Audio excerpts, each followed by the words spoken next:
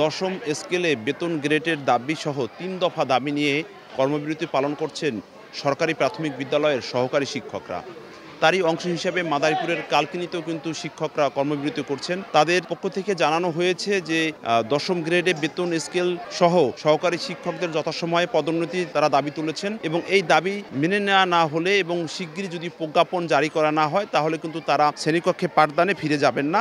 এবং তারা একটি বিষয় বলছেন যে প্রজ্ঞাপন জারি হলে তাদের যে দাবি দেওয়ার যে প্রজ্ঞাপন সেটি যদি জারি করা হয় সরকারের পক্ষ থেকে তাহলে কিন্তু তারা দ্রুত সন্তোষ প্রকাশ করে শ্রেণীকক্ষে পাঠদানে চলে যাবেন। কথা বলছিলাম বেশ কয়েকজন এখানকার যে আন্দোলনে অংশ নেওয়া শিক্ষকদের সাথে, তারা আমাদেরকে জানিয়েছেন দীর্ঘদিন ধরে সরকারের পক্ষ থেকে আশ্বাস করা হচ্ছে, তারা শুধু আশ্বাসের বাণী পেয়েছেন। এই আশ্বাসের বাণীটি যাতে দ্রুত বাস্তবায়ন হয় সেটি কিন্তু সরকারের কাছে তারা জোর দাবি করেছেন এবং সেই দাবি যদি মেনে না হয় তাহলে কেন্দ্রীয়ভাবে অর্থাৎ রাজধানী ঢাকা থেকে নতুন যে কর্মসূচি দেওয়া হবে সেটি কিন্তু তারা পালন করবেন। ৩ দফা দাবি নিয়ে আমাদের আন্দোলন চলমান এবং চলবে যতক্ষণ না আমাদের প্রজ্ঞাপন বাস্তবায়নে পাই। আমরা প্রজ্ঞাপন চাই, আমরা দাবি না মানা পর্যন্ত ক্লাস পরীক্ষা দুইটাই আমরা বর্জন করছি। আমরা আন্দোলন করতেছি দশম গ্রেড বাস্তবায়ন এবং 11তম গ্রেডের প্রজ্ঞাপন। আমাদের একটাই দাবি, আমাদের দাবিগুলো আমরা উপস্থাপন করেছি।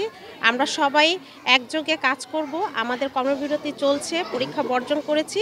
এভাবে আমাদের যতক্ষণ আমরা প্রজ্ঞাপন না পাবো আমাদের কর্মসূচি চলমান থাকবে। আমাদেরকে জানানো হয়েছে অধিদপ্তর থেকে যে আমাদের 11তম গ্রেড দেওয়া হবে, কিন্তু সেই আশ্বাসটা এখনো পর্যন্ত যার প্রতিফলনটা এখনো কোনো শিক্ষক দেখতে পায়নি। নিজেদের মধ্যে ধারণ করে শিক্ষকদের প্রতি যথাযথ সম্মান প্রদর্শন করার জন্য আপনাদের কাছে বিনীত অনুরোধ জানাচ্ছি। আমরা দেখেছি যে দীর্ঘদিন ধরে শিক্ষকরা মাঠে রয়েছেন, এতে কিন্তু শ্রেণীকক্ষে একদিকে পাঠদান বন্ধ রয়েছে, অন্যদিকে মাদারীপুর জেলা জুড়ে কিন্তু প্রাথমিক বিদ্যালয়ের যে বার্ষিক পরীক্ষা সেটি কিন্তু চলমান রয়েছে, সেই পরীক্ষাও কিন্তু ব্যাহত হচ্ছে। অর্থাৎ একজন প্রধান শিক্ষকের পক্ষে কিন্তু পুরো শ্রেণীকক্ষ কিন্তু চালিয়ে রাখা সম্ভব নয় এবং পরীক্ষাও কিন্তু একার পক্ষে নেওয়া সম্ভব নয়। প্রাথমিক বিদ্যালয়ের যে শিক্ষকরা রয়েছেন তাদের যে কার্যক্রমের যদি গতি না ফেরে তাহলে যে কোমলমতি শিক্ষার্থীদের যে পড়ালেখা সেটি কিন্তু ব্যাহত হচ্ছে এবং শিক্ষকদের পক্ষ থেকে বারবার দাবি তোলা হচ্ছে তাদের যে 3 দফা দাবি, এই দাবিটি যদি দ্রুত বাস্তবায়ন করা হয় তাহলে কিন্তু তারা দ্রুত শ্রেণীকক্ষে পাঠদানে চলে যাবেন এবং যে শিক্ষার যে পরিবেশ সেটি কিন্তু আবারও একইভাবে ফিরে আসবে। এটি ছিল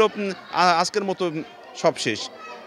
মাদারীপুরের কালকিনি থেকে সঞ্জয় কর্মকার, অভিজিৎ, সময় সংবাদ।